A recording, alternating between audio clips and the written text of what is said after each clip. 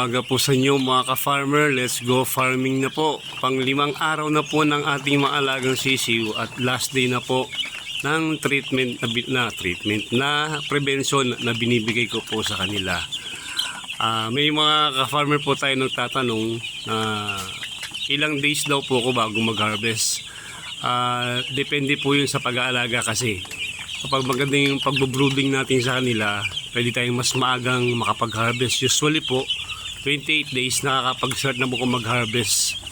Pag maganda po ang panahon. Kapag medyo malamig-lamig po, ayun, medyo mahaba-haba yung ating pag-aalaga sa kanila.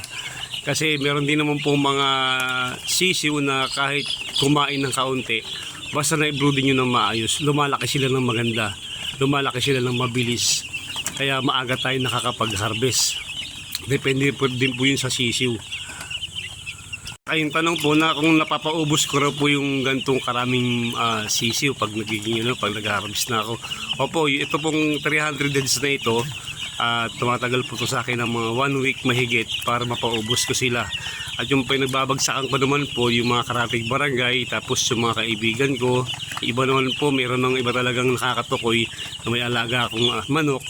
Di pag nag-harvest, bago po ako mag-harvest, nagsasabi na po sila at nire-reservahan ko na rin po sila kapag nag-harvest ako, dinideliveran ko sila hanggang sa maging regular customer ko na po sila. Kaya may mga pagkakataon nga po, minsan pa ako pa ang kinakapos sa pagbibigay ng manok sa kanila kasi ang kuha naman nila sa akin halos magpapalipas na ng 3 linggo, 2 linggo kukupuin sila. Kaya ang cycle naman po ng pag-aalaga ng 45 days ay medyo mahaba-haba rin, mga 25 days hanggang 30 days. Kaya bago ko sila mabigyan uli. Madalas po kapag umabot na po ko sila ng mga 25 days, 26 days, medyo maganda na po yung timbang nila noon. May timbang na 1.5 hanggang 1.7. Nag-i-start na po ako mag-harvest kapag ganun, binabawasan ko na po sila. Hindi mangyayari kapag na-dress po yun nasa 1 kilo or 1.1 ang timbang. Hanggang sa tuloy-tuloy na po yun, hanggang sa mapaubos sila sa loob ng 1 linggo mahigit. Sa pagbibigay ko naman po, meron naman po ang ginagawa ko. Minsan nag-direct selling po ako sa mga kaibigan ko. Pero meron din po tayong mga kaibigan na nag-resell. Halimbawa, kumuha po sila sa akin ng mga 50 pieces, 30 pieces. Sila po nagbebenta sa mga bahay-bahay. Sa ganun naman po pakikisama sa mga reseller, kailan medyo maganda rin yung inyong pakikitungo sa kanila at saka bibigyan sila ng magandang allowance. Halimbawa, kung ang bigay ninyo sa mga nagre-retail ay 180, 170, ibigay nyo sa nagre-resell na medyo mabababa para may tutubuin naman po sila. Ano po yun kapag kasi ang nagre-resell ay hindi kumikita, automatic hihinto po yan kasi ba't basta mag-stay sa pagbebenta ng manok kung wala naman sa aking kita.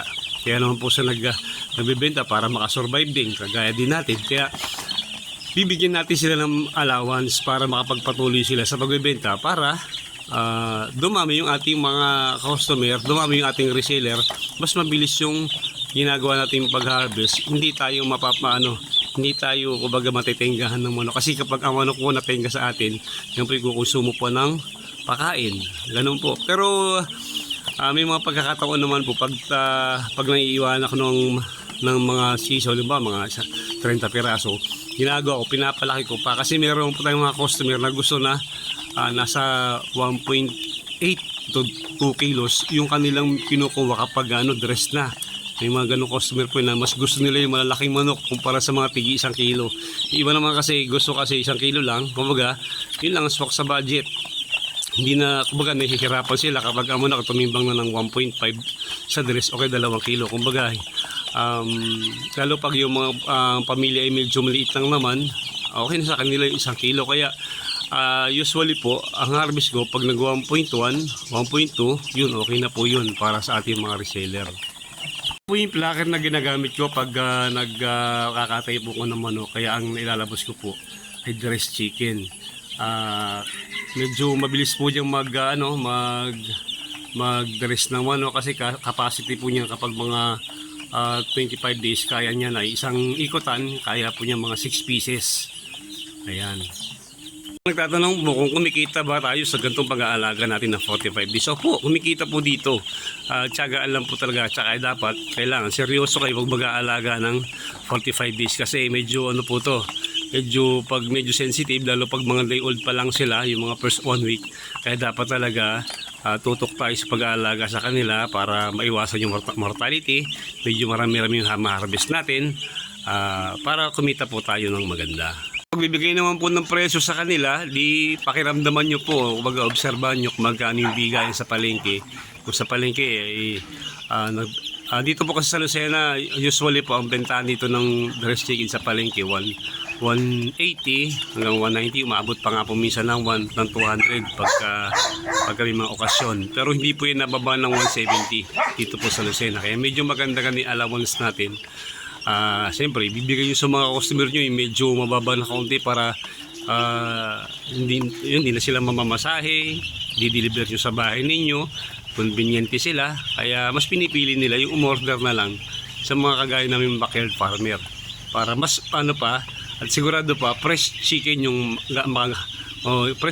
makukuha nila, unlike sa frozen. Yung mga frozen po kasi talagang buwan ang binilang niyan lang bago ilabas. Unlike dito sa mga fresh chicken, umaga, ako po kasi katay ngayong umaga, deliver mamayang tanghali. Kaya mas nasasanay po sila ng ganun, nasisiyahan sila sa nakukuha nilang sa atin, mga produkto. Kaya tuloy-tuloy po yung ating negosyo, yung ating paghahanap buhay. Yun lang naman po, kumita tayo ng kaunti ay okay na, basta tuloy-tuloy lang po yung hanap buhay natin. Yun muna po ngayon para sa araw na ito. Maraming salamat po mga farmer. Paki-like naman po yung ating video at salamat po. Nasa 305 subscriber na po tayo. Maraming salamat po sa inyo. Sana po yung nakakatulong ginagawa kong pagbablog para ma-guide yung ating mga beginners na kaya ka-farmer sa pag-aalaga ng 45 days. Maraming salamat po. Mabuhay po kayong lahat. Happy farming po.